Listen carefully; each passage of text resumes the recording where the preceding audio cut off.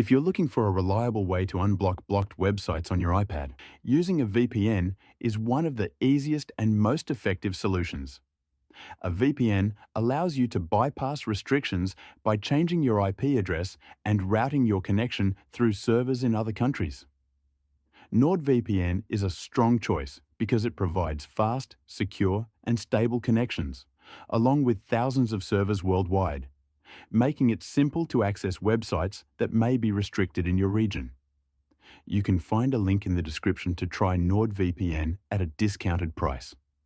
To get started, open the App Store on your iPad and download the NordVPN app.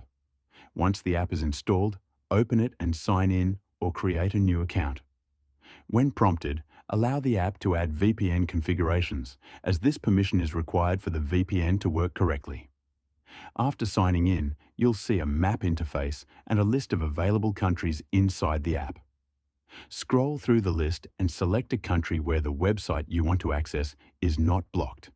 For example, if a website is restricted in your current location but available elsewhere, simply choose a different country and tap Connect. Within a few seconds, your iPad will be connected to a new server, and blocked websites should become accessible.